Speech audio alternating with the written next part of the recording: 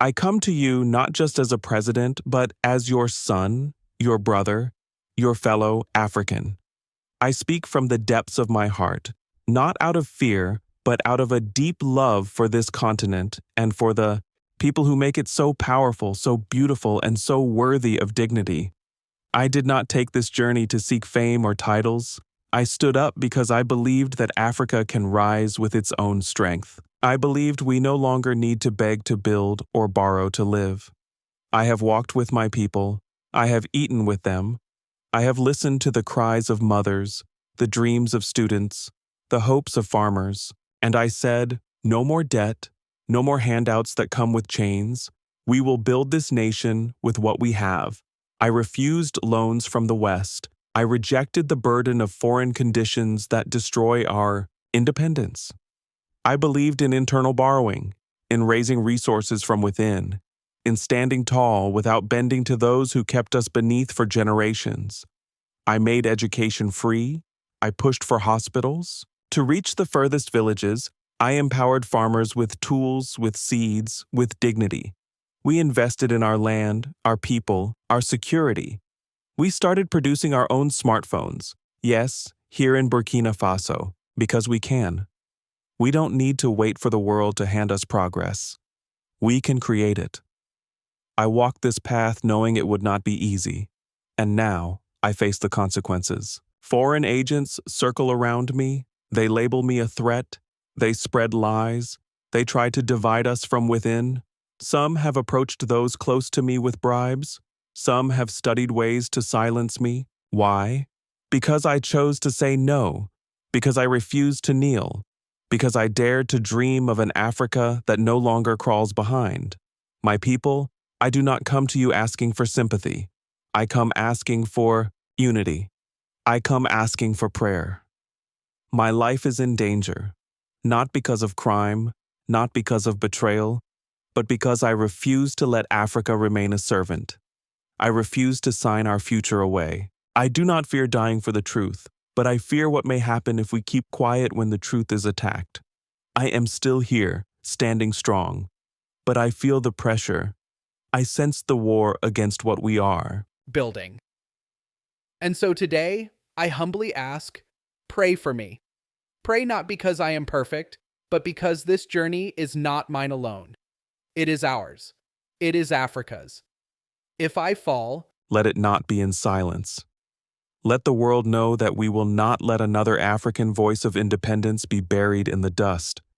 Already, I see the light in your eyes. In Kenya, in Nigeria, in Rwanda, in Mali, in Senegal, in South Africa, I hear you. I see you. You have begun to rise. You have lit candles. You have raised your voices. I see students gathering, soldiers saluting, mothers praying, elders speaking my name with blessings. You make me stronger. You remind me why I cannot give up. I feel the spirit of Sankara, of Lumumba, of Nkrumah. They walk with me, and I believe they walk with you too. This is no longer about Ibrahim Traoré. This is about every young African who refuses to be bought, about every nation ready to rise without waiting for the West. This is about dignity, about the soul of Africa. I speak to you today because I trust you, because I love you, because we must not let them divide us again.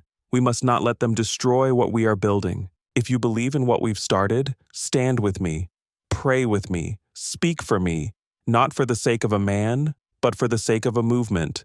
If they silence me, do not let the movement die.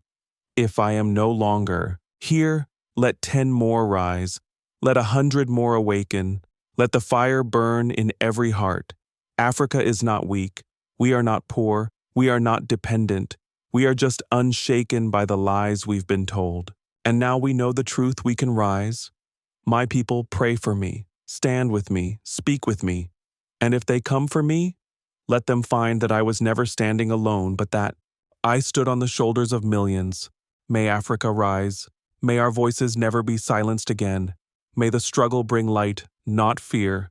I am Ibrahim Traoré. I will not bow. I will not sell my people. And I will not stop until we are truly free. My dear brothers and sisters across Africa and beyond, this is Herein-Africa, and from the very bottom of my heart, I want to say thank you. Thank you for standing with the truth. Thank you for standing with Africa. And thank you for watching our recent video featuring the powerful voice and message of President Ibrahim Traoré of Burkina Faso, a true son of the soil and a symbol of African courage, vision, and transformation. Your time, your attention, your belief in what we are doing here, it means everything. Each view, each like, each comment, is not just a number. It is a sign of unity. It is a spark of African awakening. It is a reminder that we, the people of Africa, are rising together. You watched that video not just out of curiosity, but because you believe, like we do, that Africa has heroes who must be heard. And Traoré is one of them. You could have watched anything else, but you chose Herein-Africa. That is love. That is purpose. That is power. Now, I have one humble request. If you haven't already, please subscribe to this channel. Your subscription is not just a button, it is a declaration that Africa's stories must be told by Africans, and for the world to see our greatness.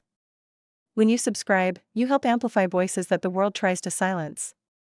You help shine light on stories that matter. You help Herein-Africa grow into a mighty platform of truth, unity, and transformation. So, my family, I thank you again for standing with us. Let us keep rising, keep sharing, keep building this dream. And always remember, Africa is not poor, Africa is rising, and so are you. This is Herein-Africa, where Africa speaks, and the world listens. Thank you. And please, don't forget to subscribe. To try to stop the desert from encroaching further south into the Sahel. The idea to create a huge strip of vegetation crossing the entire African continent. That even some of the land, the rocks, the mountains, the hills and so on, it cannot be a linear process. The second big challenge that makes it not technically sound. Burkina Faso is rising, and it's not with oil rigs or skyscrapers, but trees. President Ibrahim Traoré has just announced a historic 20 million tree campaign. But this isn't just about reforestation. Ibrahim Traoré's Green War, 20 million trees to save Burkina Faso. The beginning of the Green Dream. In the heart of West Africa, where the Sahel stretches wide and dry, something extraordinary is unfolding. A leader, a soldier, and a visionary, President Ibrahim Traoré, has declared war. Not with weapons. Not with bullets. But with seeds. His target, the expanding desert threatening his people's future. His weapon, 20 million trees.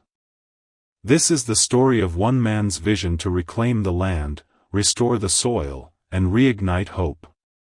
This is the Green War of Burkina Faso. Hey, before we can go any further, first is to thank you all, more especially you our subscribers who believes that it's time that Africa must shine. And indeed, if you're enjoying this story so far, thank you so much for watching.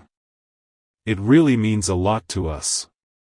If you haven't already, please consider subscribing and joining our growing YouTube family at Herein-Africa. We're building a community that loves learning, questioning, and staying informed, and we'd love to have you with us.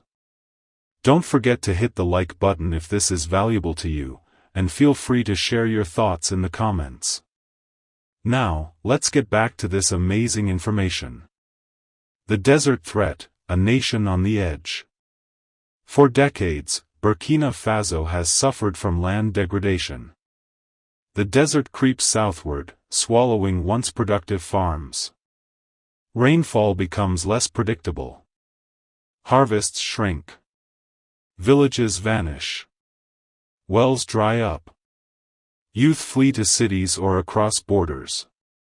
Traoré saw this, not in reports, but with his own eyes. He traveled. He listened. He walked the barren lands with farmers, mothers, and soldiers.